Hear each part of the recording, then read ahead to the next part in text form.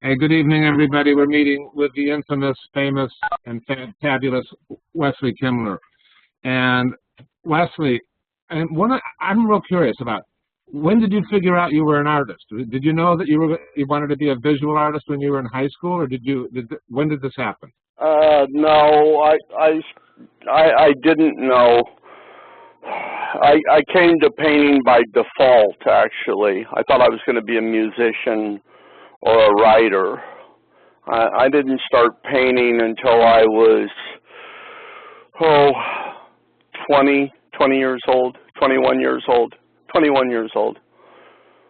And so you went to art school, kinda, or really? I went 1 year at Laguna Gloria Museum. They have a small art school in Austin, Texas. And I went 2 years at Minneapolis College of Art and Design. And what's your opinion about art schools today? Well, the problem with art schools is that they don't teach the whole art school thing has just gotten out of control, and they don't teach, there's no studio practice, or very little studio practice. They're heavy on the theory.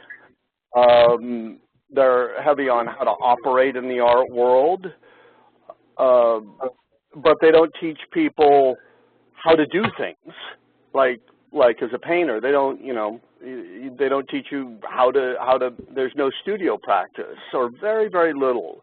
There's Dan Gustin over at the school, the Art Institute, and a few people, they've ended all that up at Northwestern now. There's no studio practice up there. And there's a real trend towards no studio practice. So we have these people, it's just like, what's going on here, Paul? We're like losing everything here. No, we're not. It's all good. Don't worry about it. Okay.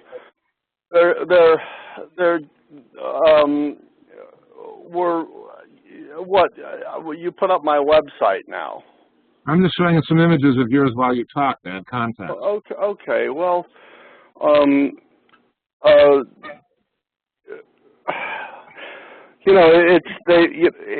it's like all college in America. It's become about paper shuffling. The art world in this country has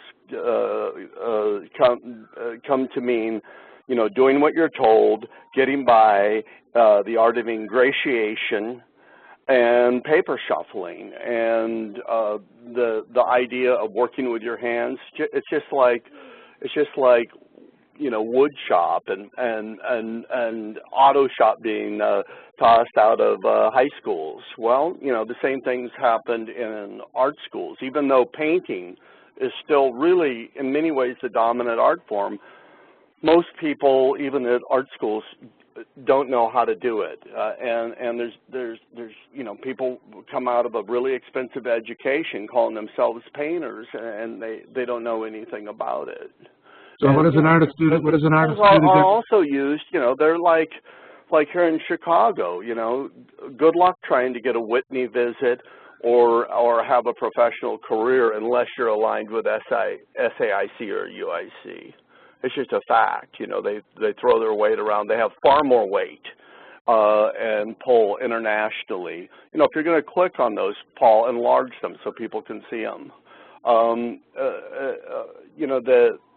The schools have far more weight. You would think, like, for instance, when the Whitney comes here, that they would go talk to curators over at the MCA. Well, that's not the case. They go talk to educators, and they go down and talk to Hamza Walker at the Wren and Suzanne Getz. And Hamza, he teaches at SAIC. And, like the last Whitney, not this current one, but the one before that, you saw Julia Fish, Hamza's buddy Jim Lutz, which, Hamza, campaigned basically to have Lutz started out paying Hamza Walker to write catalogs for him, which they, Lutz paid Hamza to trash me in his catalogs, among other things, so I don't mind talking about it.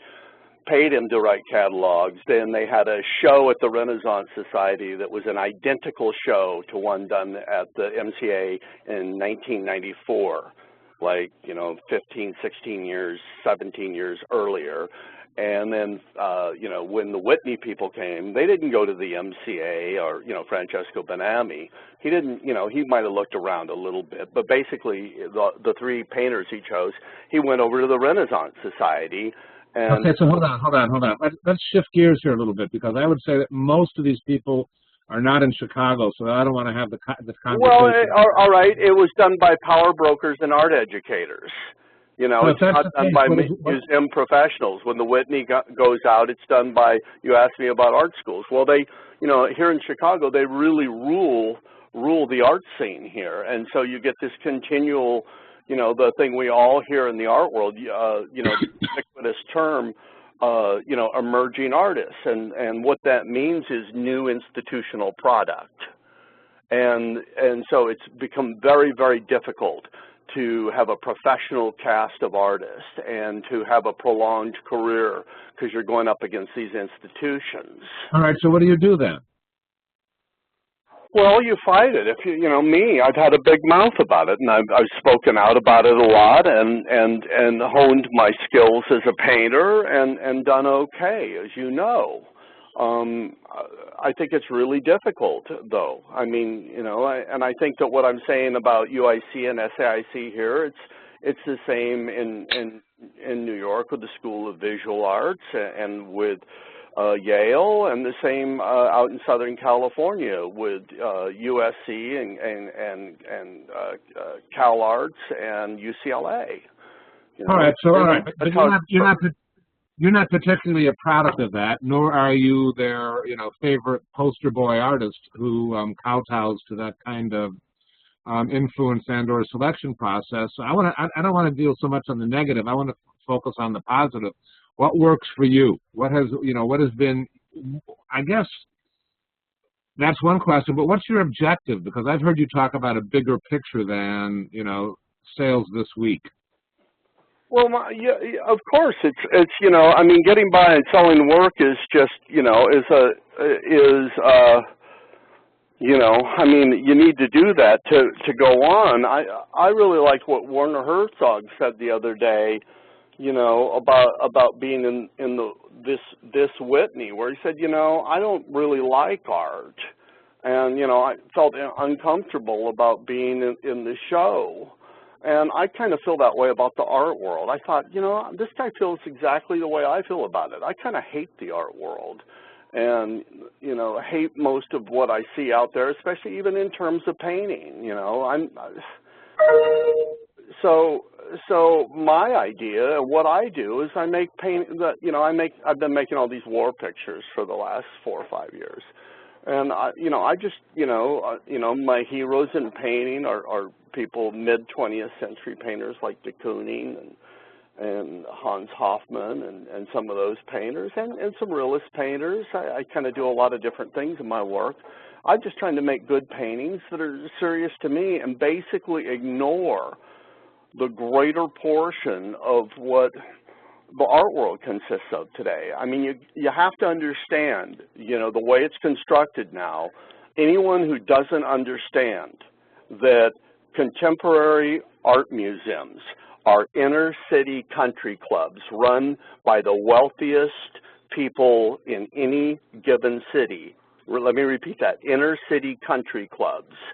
And if you don't understand that about the situation, understand there's good people working there, there's good curators, good museum directors, but they're country clubs, and it really, their agenda is set by this international jet-setting agenda, and the artists they show, that if you ever wonder why it's the same little group of artists that's shown here in Chicago and in New York and San Francisco, they're on the circuit.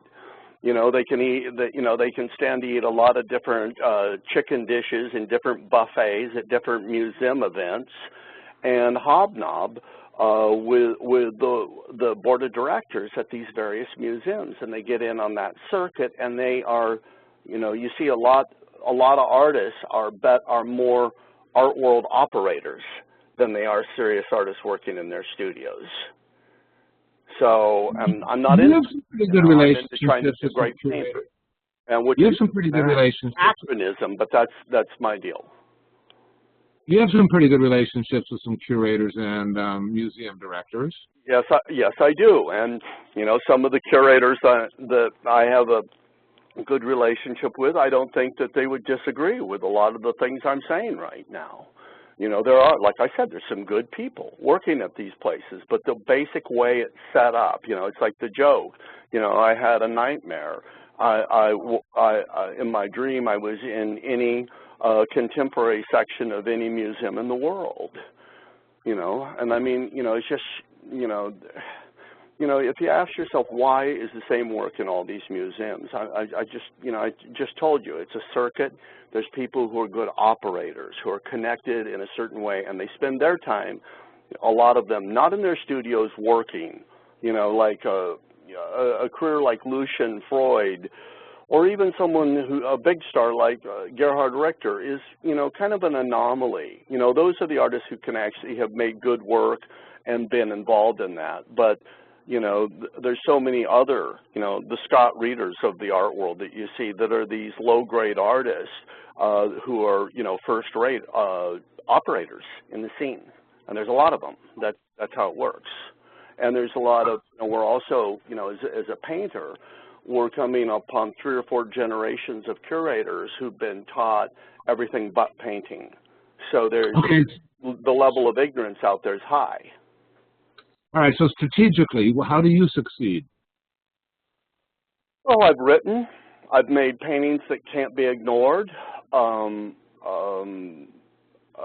I've worked my ass off. I don't know what to tell you. I've made, as you know, you see my career, I've made a lot of enemies, but it's almost been necessary. I've made a lot of friends, too. It's almost been necessary to survive, to be noisy enough about it, to not get buried or completely ignored. Although, you know, and I mean, you know, I have a beautiful studio and a beautiful child and lots of nice things in my studio, and I can afford to make these big paintings. So I guess I'm successful. A lot of people would think I am, but certainly not by some the standards of like your typical halfway successful New York artist. You know, I mean, I can sell a painting, you know, for $50,000. But it's certainly not, you know, the $1 million that Luke Toymans is making or someone like that. And you know, frankly, I think $50,000 for a painting is a lot of money, and I'm not griping about that really. I'd like to have a little more recognition and see the museum world be a little different. And you know, I actually think that the prices in the art world, I think that if you pay $1 million for a Luke Toymans, you're getting ripped off. So let's say, I mean, you and I have talked a lot, and there's artists that both of us agree have significant talent. What kind of advice would you give that artist? What would you tell them to do? Have a great website. Work your ass off. Don't follow leaders. You know, rebel against the ingratiators.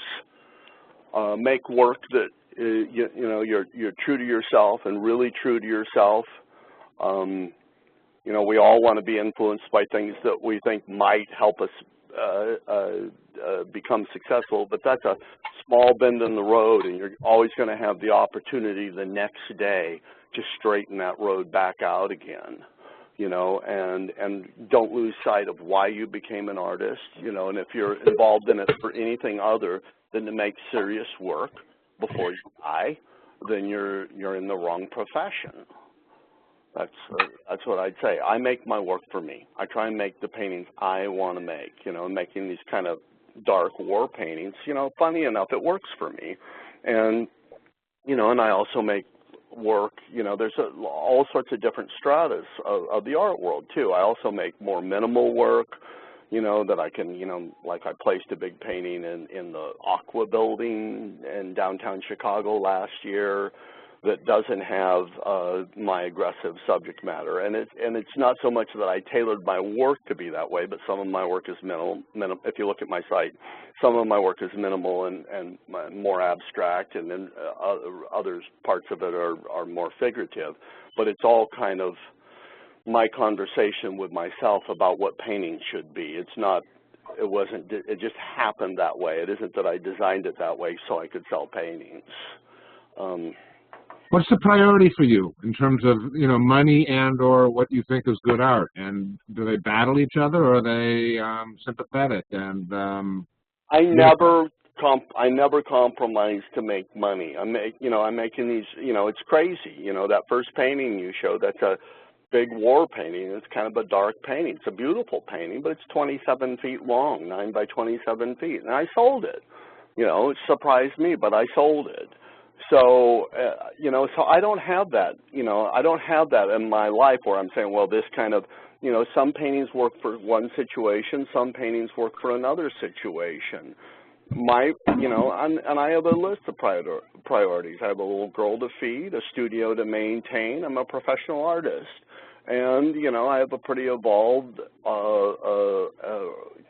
kind of intense aesthetic sensibility, too. And I think I satisfy all those things simultaneously. I don't have any problem with that. You know, I'm a working artist.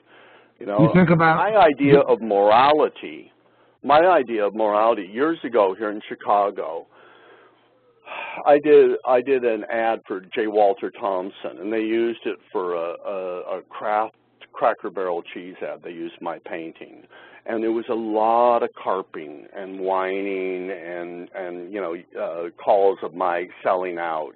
And in fact, in some circles, 25 years later, because it's the art world, and you've got a lot of venal, specious, you know, weenie-type hipsters running around, they still talk about it 25 years after the fact. My point then and my point now is the morality was to take the money to buy myself time to make more paintings, to do the things I had to do so that I could make the work I wanted to make. You know, it's the bottom line. You know, your morality should be, it should be your, you know, moral imperatives about what it is that allows you to do what you want to do, and in a way, you know, and the integrity lies in how it serves you as an artist, not in looking good or saying, oh, I would never do that because, you know, I'm selling out. What's selling out, you know? I think it would have been sold out if I had, you know, taken the so-called high road and been, you know, back then, you know, waiting tables rather than taking the money so I could be in my studio. Do you think about saleability or creating a painting that you think will sell easily when you begin it? No. Do you think it ever works? I work on only in this term. I work, you know, because I make really big, large-scale works that are really, really large and impossible for many people to own. I also make smaller works. That's the only way that you could really say that I think about sellability is in scale. Is I'll make the big paintings, which I prefer to make, but then I also make smaller paintings on the side, and you know, and people, you know, I put as much into the smaller ones as the large ones, but that way, you know, someone who wants a painting of mine and only has 4 feet, there's, you know, I have something around that you can get from me, you know. Let's talk about commissions. You like them? You don't like them? How do they work? What's the procedure? What now? Commissions. The what? Commissions. Somebody commissioning you to make. Oh, you know, commissions are fine. You know, I've learned how to. You know, I have no problem with commissions. You know, you know, the whole persnickety amateur attitude of some artists of, oh, you know, I wouldn't do this or wouldn't do that. Most serious painters I know. I mean, when I first did I did a big commission for the Aeon Tower, And I was like, can I do this? Can I, I had to have conferences with people discussing color and so forth. And I talked to Vera Clement about it. And she was like, so what, Wesley? Take into account what's your problem with this? They're paying you to make some paintings, listen to what they have to say. So I don't have, none of that stuff matters to me. None of that stuff is an issue for me. I use the colors I want to use. I actually, unlike a painter like Luke Diamonds, I'm actually, exploring what color is. I'm not painting a bunch of whited out gray, green, tepid-looking canvases, one with the identical palette of the next one for year after year, decade after decade. I find I can work within parameters and still find plenty to challenge me to make a decent painting within certain parameters. It's not an issue for me. Look, I make the edgiest paintings of anyone I know, certainly anyone in Chicago, and some of the edgiest paintings being made anywhere in the world today. And so, and I also do some commission work. It's whatever. Yeah, well, I was going to go back to the seascape. That was a commission, right, this one? Yeah. Well, what? Are you going to put it up? Because it's up. Got it? No. Well, I'm showing it. Oh. It'll come up. There's some lag sometimes. Yeah, it's not up. Yeah, it was a commission. We started with, they actually bought one of my figurative paintings, The Architects, and it was for DePaul, and the administration at DePaul thought it was too dark, so they came back to me and said, well, we want something else. So we looked through different things I had and different things I had done, and, the president at DePaul loved seascapes. So I said, all right, give me more money, and I painted them a seascape. And I had a good time doing it, and you know what? At the same time I was painting that pink, those two paintings you put up first, the hot pink war painting and the other one, the one I just finished. The first, these two. And the seascapes actually helped me paint these paintings, helped me make them better paintings. So, because the seascapes are so totally about moving paint around on a canvas. So they helped me technically finish off these two paintings. I'd like to take some questions in a minute. How many? And I want to ask you one more question of my own, and then I want to let other people ask questions. How many paintings do you work on at a given moment? Oh, usually 3, 4, sometimes 5, 6, and then I'm drawing also. I have my big drawing wall going. I keep it all going at once because they challenge each other. And all right, so you guys, if you have questions of Wesley, raise your hand, okay? And what do you mean challenge? Have a dialogue? What now? Paintings have a dialogue with one another as you're working on them, and what happens in one informs what's going on in another? Yes. But over 5 or 6 would be too many to work on at a given moment? No. I think that's what I do. Okay. And why do you work large? I don't know. I've always made big paintings. I've always liked that. Do you think it has to do with the size of your gesture and how you work with your arms and the physicality of them that's particularly yours? Yeah, I'm making heroic paintings. It wouldn't make, people make small abstract paintings, but that's not my thing. I make big paintings. I enjoy it. I just feel that I don't know, they're comfortable to me to work that way. Okay. Do you think about strategy at all when you work? What do you mean? I guess strategy vis-a-vis the marketplace, not particularly. No. Okay. No, I never think that way about it. I'm just trying to make good paintings.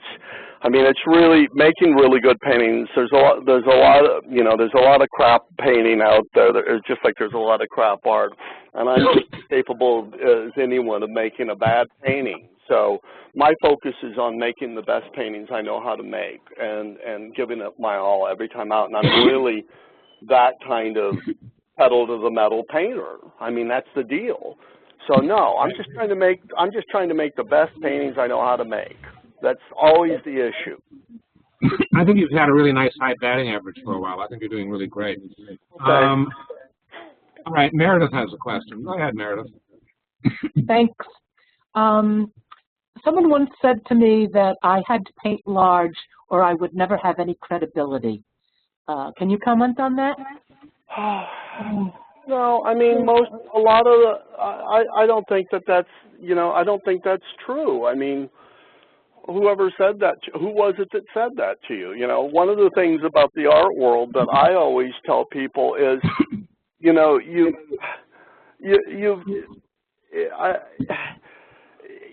consider your source. Was this a really successful artist that told this to you? Was this someone credible? Amina? Yeah. No, it was somebody I was in a gallery with. What? A fellow artist when I was in the Coalition Gallery. Were they successful? I honestly don't know. Well, okay. Okay. Yeah. All right. Probably not. Consider Probably not. Otherwise, lots of people who make big work, small work, all kinds of work, and they're successful or not successful with it. It doesn't matter. It's harder to sell big paintings because of just a simple space problem. Okay? I seem to be damn lucky being able to do it. Maybe it's because I've done it for a really long time and people know, I guess people who come to me kind of know that the paintings are going to be large. Yeah. I don't think Thank you. Yeah. Thanks, Meredith. Patrick, go ahead. How you doing, Wesley? Hey. I love your work. In the beginning, as I was looking at your work, I didn't understand it, but after listening to you speak about it, I can see you in your work, and your work is beautiful stuff. Oh, thank you. And I think that you paint large because you have a lot to say. Oh, yeah, that's just, I don't know. They seem to get filled up, man. I mean, it's just, I don't know. It's like, we look at movies. We have big screens for that. We have, we live in this big, our big contemporary society. Isn't it kind of funny, when you think about, look back and think about, Michelangelo or Caravaggio or Velasquez. These people didn't have the light bulb, and look at some of the scale of stuff they were doing. And here we have all these modern aids, and yet, along with the fact that, right now in time, it's really interesting how, art has to be really watered down to be in the public arena. Can you imagine, the Sistine Chapel being unveiled today? It would cause, it would be a dust up over the whole thing. Because yes. So much, they seem to have been so much more open-minded a long time ago, right? What is it that you're saying about war in your paintings? You said you've been doing war paintings for the last 4 or 5 years. So what is it that you're saying? Well, first of all, I'm kind of warlike about how I approach art, so they're kind of metaphorical, and also I just, they're like war pictures. They're like looking at, I've been watching Wind Talkers today, which is a pretty good war picture made by John Woo, I like Terrence Malick's Thin Red Line. I guess my argument is for a more humanistic approach to art. I think that a lot of the context has to do with, here we are in the middle of, we have this war in Iraq, and then we have this war in Afghanistan, and for those who know me, I used to live and work in Afghanistan. And yet here in America, we have Bling Fest, like Art Basel Miami. We have this super decadent art scene that, with these super decadent, where art is a bauble for the wealthiest people. And it seems so out of touch with what's going on with America. And America today seems so decadent and out of touch with itself and with its past that I got really interested in, over the last few years, in the Pacific theater of World War II. And on top of that, I'd add there's artists like Luke Tuymans, for instance, or Anselm Kiefer, but Tuymans is a better example because his work is so specious and thin, but he claims it's about World War II. Not that you would ever know looking at it, but he makes his claim and cobbles, tries to freight it up with meaning, like it is tied into World War II, what nowhere in sight in the work. And it's like with my work, you look at it and it's like, oh yeah, that's a war picture. That's about war. It was important for me to make paintings that there's no mistaking what they are. So, they do have a social moral imperative, about the kind of paintings I like to make, what I think art should be about today, why I disagree with the decadence in our culture today, both in the art world and in our lack of knowledge about the history that we come out of, that we all kind of come out of. We're all post-World War II people. And, most people in America today can't tell you what Tarawa is. They don't know what Peleliu is. They don't know what Bougainville is. They don't know about all these great battles where all these people died and fought so that we would have the world that we live in today. And it's interesting because that war was kind of the apex of our culture, and it was also the beginning of our decline and the beginning of our military-industrial complex. So, yeah, I'm interested in all those things, and I'm also interested in taking American heroic painting and modernist art, just like you see in architecture, where you see we're in this renaissance of architecture around the world, where all these architects take high modernism, the quest for essential form, and bend it, twist it, and work off of it, riff off of it, and we have these amazing buildings everywhere. Well, in the visual arts, that hasn't happened. Instead, we have these academic institutions teaching anti-retinality, and Duchamp, who's been hoisted up as this big avatar, and, oh, you can't make paintings that you actually look at. And this whole movement towards turning being an artist into a desk job, which is what's happened. And, I'm against that. So I am trying to take heroic painting from mid-20th century, the language, the way art was deconstructed and the new language was created. I'm trying to take that and speak that language about things that interest me. Well, I think that you're not trying, you're doing, and your work is super dope. Oh, well, thank you. You're welcome. Thanks. Hey, Laura, I get the feeling you want to ask Wesley a question. Go ahead. Oh, no. I don't have one right now. Okay. Let me think. Doesn't anybody else want one right now? I see somebody, wait, hold on. Patrick's hand is still up. Meredith's hand is still up. Oh, I have one. Greg has I like the paintings a lot. Do you do everything by hand, or do you, like, project photos, or? No, I don't use projectors. I don't do any of that stuff. Anything you see, and I don't draw it out either. I just paint it on. Oh, wow. And the drawings, I never use any photo reference. Sometimes in the paintings I use a little bit of photo reference, but not that much. Wow, that's amazing. I think they're really awesome. Well, thank you. Thank you. The whole thing about, that's a whole nother topic, but, painting should be about painting. I mean, we really have enough painting out there that takes as its criteria for excellence its proximity to photography, like Chuck Close, for instance, who's the best of the photorealists. But there's so much painting out there that its quality is really decided on whether or not it looks like a photograph. And now look, I'm not into that. I'm into a painting has to exist. It has to exist in its own inimitable way, the way it's up against concrete reality, the way that the painting works in real life, Not that it references back to a photograph and you can look at it and go, oh, wow, that. It should be itself, and it should be comfortable in its own skin. It's really hard to paint that way, you know, but that's the deal. I mean, that's what's so cool about looking at Lucian Freud, for instance, you know, how he works out those figures and how, you know, they aren't all right. There's a lot of wrong in Freud, and that's a good thing. It's like de Kooning said when someone said, well, this person can paint just like you, and he said, yeah, but can he paint the bad ones? That's cool. Yeah. All right, Monica. Okay, question. I spent quite a bit of time on your website, Wesley, and I was very much taken with your figurative work. What surprised me was to see the other side of you with these minimal, singular, monochrome type of things I saw on the walls. They were smaller.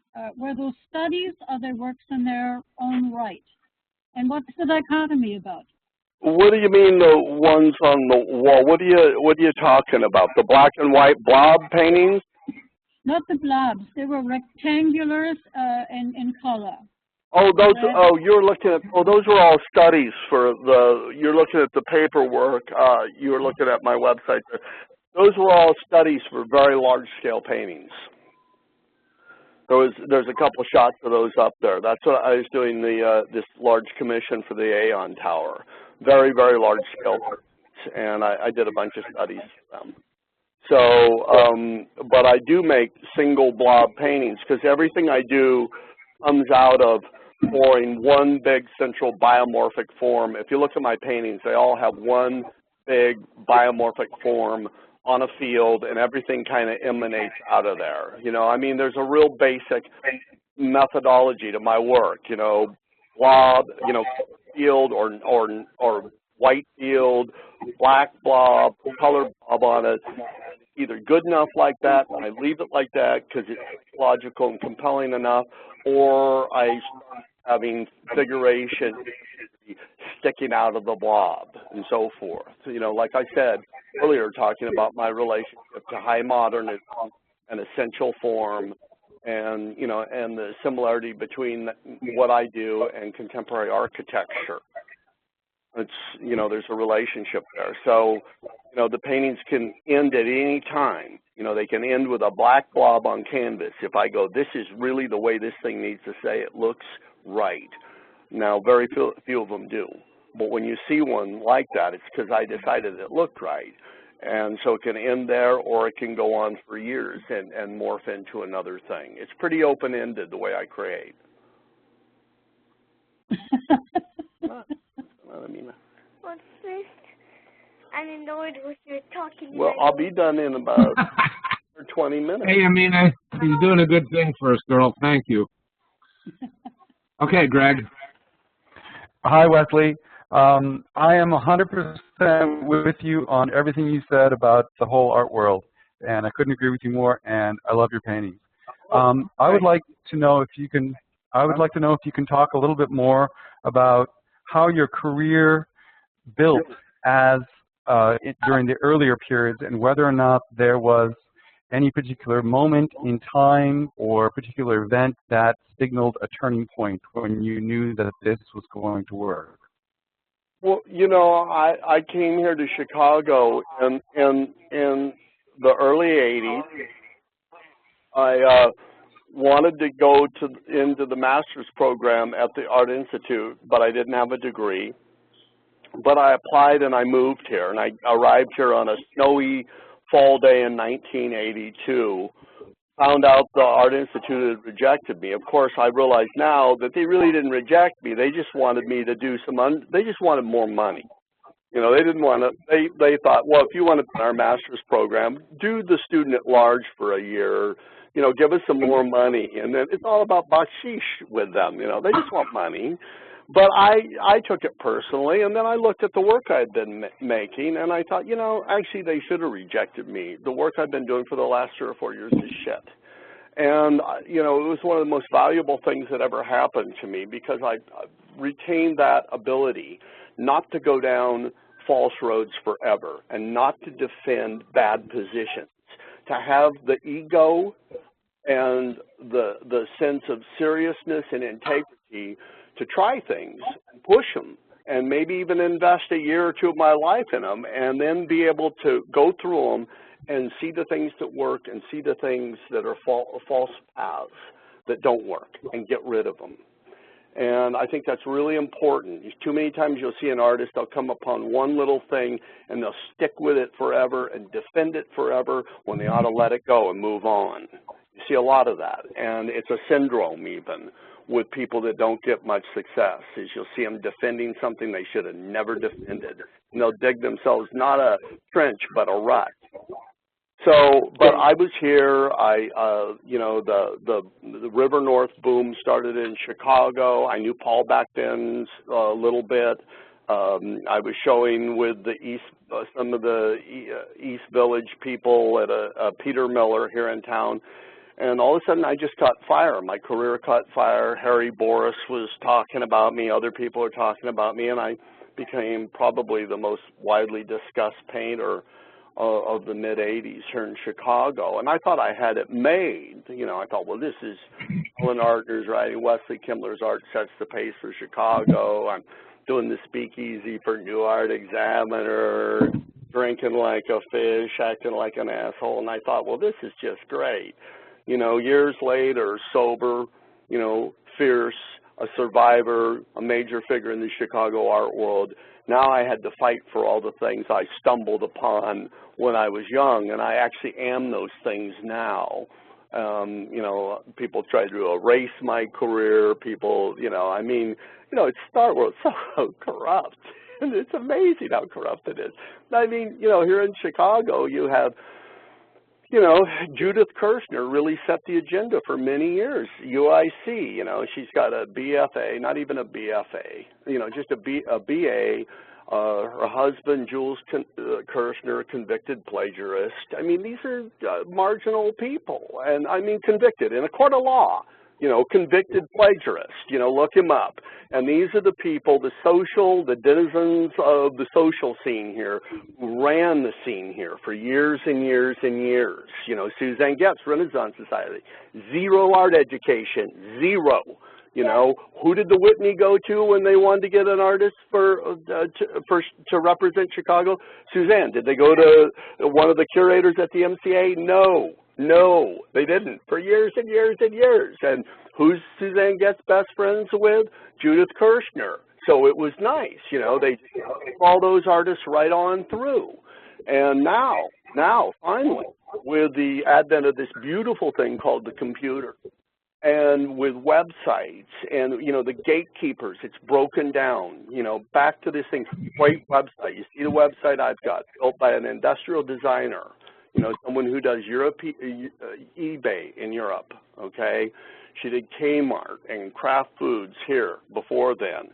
You know, look at the quality of website I have. It's not some little artist website. It's a beautiful website that really, you know, really can help you see what my work's about. What do you want me to do?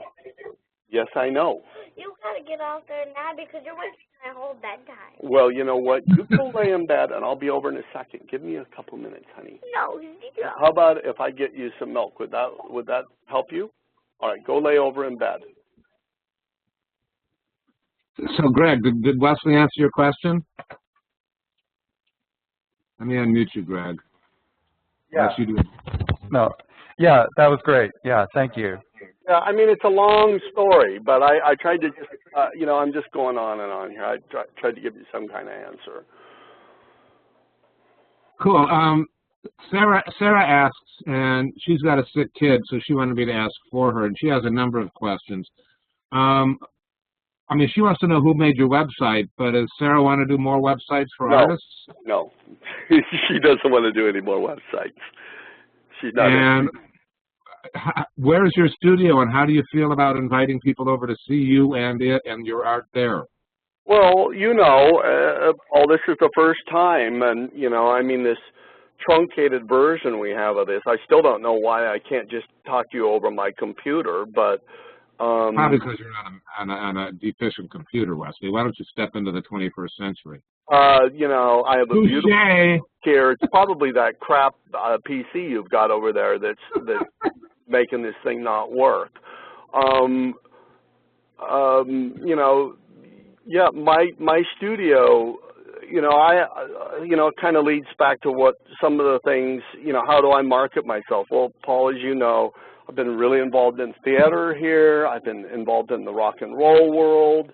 I have, you know, my studio is like almost 6,000 square feet. It's two bays of the Goodman Theater's old scenic design shop. So it's, I've thrown a lot of events at my studio and used that to sell my work. About a decade ago, I quit showing with galleries here because I was sick of giving people 50%. And, you know, having a show every couple of years and having these people who are really on vacation most of the time and really didn't work for me. So I started just selling my own work, and I actually started making serious money when I got out, when I moved away from the dealer thing. And at the time, that was really controversial. You know, I mean, people would say to you, well, you're going to get blacklisted if you don't have a dealer. And there was really this, you know, kind of medieval setup, almost like this indentured servant thing about, you know, artists 50% to art dealers. You can't show your work, you can't sell anything out of your studio, blah, blah, blah. Well, that's all moved on, you know, and people now, you know, do sell out of their studios. And there's dealers now here in town that they don't care if you sell your work anymore. It's loosened up, which is a good thing for artists. It's the way it should be. So basically, you've succeeded by being yourself in spades. Well, yeah. I mean, that's the whole thing about being an artist is you've got to, you know, it's like quicksand. You know, there's a million seductions along the road to being a serious artist. You know, a million ingratiating seductions, and you know, the thing is you have to be. You know, I didn't get in this to be a millionaire. I didn't get in this to be, I got in this to make a couple of great paintings in my life. And it's a strange way to spend your life and you know, in front of one canvas after another. But you know, I'm a 58-year-old man living out a 22-year-old man's dreams, a 22-year-old child's dream. You know, I'm exactly who I wanted to be. And frankly, the things that attracted me or I thought were cool about being an artist way back then aren't what I find interesting today. What's interesting to me today is 3 a.m., covered with paint, things aren't going right, and there's possibility that in the next 20 minutes things are going to go really right. Amina, turn that thing off or down, way down. Things are going to go really right. You know, the excitement of trying to make a good painting, the challenge of trying to make a good painting. And my paintings, to me, you know, if I found when people here are saying, well, I love your work and all that, you know, and you know, I thank everyone, but my thing about making art is when I finish a painting, it dies, you know, because making paintings is, for me, way more interesting probably than it is to look at them. You know, I spend hundreds and sometimes thousands of hours looking at a painting. I'm into making paintings. When I feel like I've met the challenge of a work, I move on. And that painting stops being, it ceases to be of any interest to me. Give me sometimes 1 minute you come back, Paul. 1 second here. Okay. You know, some of you have asked about a visit to Wesley Studio, and we've done that before in previous courses, and it is really nice and it is really interesting. And I sort of wanted to get him recorded with visuals and be able to show all this stuff. Hey, Amina, are you going to talk to us now? All right, so listen, to pick up the phone, what's the best thing about your dad's paintings? You know, I still have the phone here. She's going to tell you they're no good, that they're boring. I need to put some dinosaurs into those World War II paintings. Do you need some pterodactyls in there, Amina? That's been her deal. You know, she's like, oh, I'm a better painter than my dad. You know, I put some dinosaurs in that thing. So Wesley, well, since you've got the phone, are there any things you're working without a gallery? How do you get paintings out the door? You're using Facebook. Does that help? Not really. You know, I'm in a unique position because even though I'm, you know, kind of attacking the gallery system, I got the boost of having been in the gallery system and having, you know, having been in the on your computer. Having, you know, so I use that. You know, you know, the gallery thing helped me.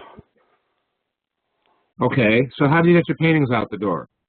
I mean, how does somebody come to buy them? How do they find out that XYZ painting is available? I don't know. People just know about me and you know, come around.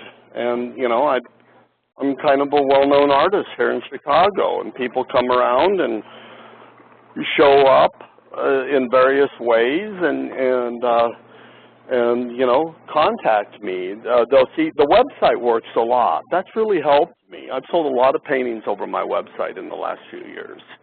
People will find them, and all of a sudden I'll get an email from someone I've never heard of, you know, saying, you know, can I come to your studio? I'd like to look at some work. Word of mouth. I mean, it's, you know, I'm kind of, you know, somewhat, you know, notorious around Chicago, so people just come to me. You know, although I'm, you know, I'm trying to do things outside of Chicago. You know, I'm always trying that, as you know. You know, I haven't been all that successful with it, but I try. Okay. But you've had a pretty good year the last 12 months, haven't you? Yeah. Yeah, I've had a good time. You know, I got that big grant and that big fellowship, the Helen Coburn Tim Meyer Fellowship, and I've sold a lot of paintings. It's been pretty good in that DePaul show, thanks to you. And it's been good. You know, I'm going to do some stuff with Tony Carmen in the new art fair. I think with my pal Anthony Mosley, the director of Collaboration Theater, and maybe this sculptor who shall remain unnamed until he decides whether or not he can really commit to being part of it. But he's a friend of yours and mine, Paul, and you know his father, so that should tell you who it is. Oh, I'm confused now, and you don't very often withhold names, so this is intriguing. I'm gonna have to think I really like him, and I don't want to throw his name out there when he really is trying that's cool. I respect he that. wants to do a project with me, and is trying to figure out whether it's feasible for him to do it. So, okay. He showed in the Calder show at the MCA. Oh, I'm blank. I know. All right, I'm visualizing. Is this a Chicago? Oh, I know who you're talking about. Okay, yeah, yeah. Cool. Yeah. Yeah. I wouldn't mind, you know, wrapping this up in the next few minutes, but I could take another one or two questions if somebody's got one. Should I pick on somebody? I have a question. Great, Homa. I was about to call on you anyway, so fabulous. Thank you. Wesley, really beautiful work. If a dealer from Europe showed up tomorrow and asked you to participate in the art world in Europe, would you do it? Oh, in a heartbeat. In a heartbeat. No, I mean, my thing is, you know, I mean, I'm kind of you know, even though I'm a major figure here in Chicago, there's no other figure at the level I am here in Chicago who hasn't done pretty well away from here. And I haven't been able, you know, my career is a double-edged sword. And I have not been able, you know, at times I used to show with LA Louver in Los Angeles and with Paula Anglum and Kay Kimpton out in San Francisco. But I haven't really cracked the international thing. And you know, I think I'm actually an awfully good artist to have not been able to crack that. I think that there's something kind of wrong with my career and that I've kind of not done the right things. And, you know, Paul and I have talked about that a lot. I'm not sure what the answer is. I'm trying, you know, like by working with Tony Carmen in the art fair here, I'm trying to figure that one out. You worked up at auction in New York tonight. Yeah, I have a piece up at auction at Matthew Marks this evening. I'm trying different things to get my work out there. It's not easy, you know, and you have to understand that, you know, when you look out there in the art world, you know, it isn't that necessarily that being good necessarily means that much. It really is about a networking situation, and I only have so strong of a stomach and so much time in my life to do that crap. I'm just not into it. You know, the thing is, you know, all right, let me say this. Let's get back to this money thing for a second. Yes, at this point, from the art world, what do I want? I want some money so that I can give my kid a better life, so I'll have a nicer studio and more time to make paintings. Do I care about recognition from the people who run the art world today? No. Absolutely not. You've got to, you know, you must question authority as an artist. You must look at the context. There are some interesting people in the art world. Of course there are. But as Robert Hughes said, good art gets made in spite of the art world. The art world is essentially a stupid place, filled with stupid people. And the interesting people in the art world are the dealers, because there's money involved, and the artists, because there's fame and glory and money involved. You have to look at the other people that are involved in the art world and say, well, why are they here? What kind of person would want to do this? You know, what would attract someone? You know, here you are, here I am making paintings that I sell for X amount of dollars, you know, and, you know, if you're going to get, you know, reviewed here by a critic in Chicago, chances are that critic is making about a nickel a word. So what kind of person is that, you know, that's reviewing you? You know, and I mean, you know, obviously they haven't had a lot of success as a writer. You know, so that's the disparity going on in the art world. Or you have a lot of, you know, I wrote this thing recently. You can look on my Facebook page. There's a link to this woman who's a critic up in Mary Louise Schumacher up in Milwaukee. But I was talking about you know, the country club nature of the art world and how this all works. And you just have to understand that, you know, you can be really serious and really, you know, and pour your life into this, but you have to understand that the other elements in the art world are not usually serious people. Or if they are serious people, they're serious about something else. You know, and it's really important to realize when you see that Lut Toyman's painting or that bad relational environment installation piece going for $1 gabillion, chances are, what happened when you see that painting is it's a millionaire buying it with his pals there, and he's saying, he's nudging his pal and saying, yeah, we both have Bentleys, but do you have enough loose change in your pocket to throw down a cool $1 million for a piece of crap like that? That's serious money. And so it's a twisted form of hubris and a status symbol for these people. And, you know, I mean, look at the career of Damien Hirst, who's probably a really nice guy. Here he is. But look at the money surrounding that, the obscene amount of money and the lack of discourse about art happening there. And, you know, the same thing in painting. And, of course, it gets, you know, I mean, you know, the whole thing with painting and this same kind of venal speciousness that informs most of the art world. Well, you know, when they decide on what they think is important as painting, no, it's no better.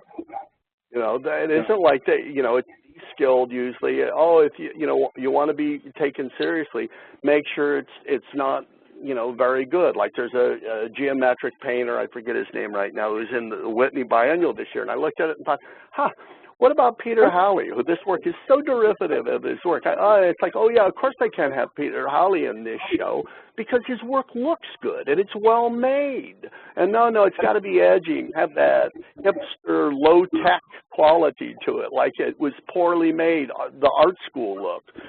Just like here in Chicago, where the galleries that are taken seriously are these apartment galleries filled with dorm art. Second-rate, third-rate dorm art by people who don't know what they're doing. But it's, it's hip, it's cool.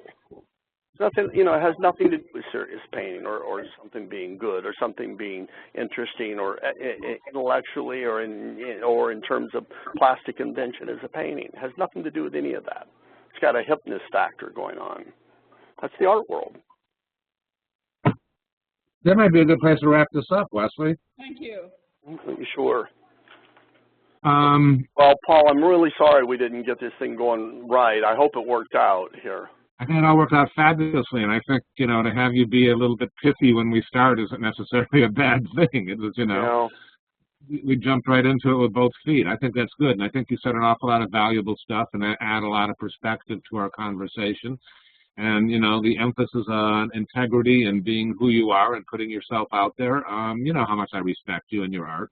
Well, and I think that came across in this discussion. Well, I mean, it's the thing, like, if you look at, I was reading this thing the other day that I was sharing with a friend of mine, actually sent it to me, someone in the museum world, and it was kind of a spoof, but it wasn't, and it was on art and etiquette. I like your art. Something like that is the name of the piece. And now there's a new pamphlet out about the assignment, art and the assignment, about art and art schools, the same author. And it was talking about the different ways, the art etiquette, and this kind of way you have to act, and this kind of networking that's going on, and this, the fact that so many of the people coming out of art schools today are these kids who at 18 years old, after a middle class upbringing, go to art school for 4 to 6 years, actually 6 years, because you can't do anything anymore without an MFA, where they specialize in learning how to do what they're told. And at no time have we ever had a more academic, more conformist art world than we do today, where actually being an individual is penalized. And the only way that's ever going to change is for a lot of people to not be afraid to say what they think, and to not be afraid to say what they think and write what they think and put it on blogs and sign their own name to it. And if people would be honest and start, all these, you find so many people worrying about their careers. Oh, if I say this, oh, if I say that. And none of them have careers to begin with. None of them have careers to begin with. So many people have told me, Paul, oh, you shouldn't say that. Oh, you're harming yourself.